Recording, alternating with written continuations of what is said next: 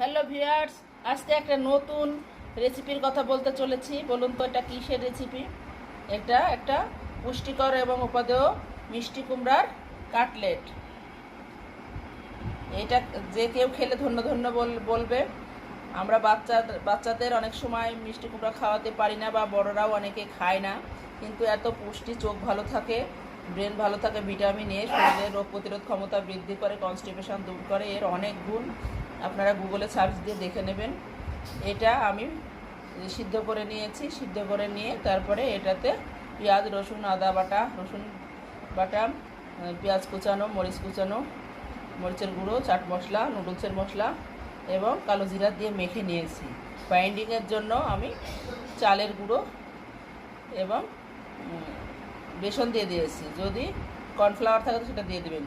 দিয়ে সরিষার তেলে ভেজে নিয়েছি গরম গরম পরিবেশন।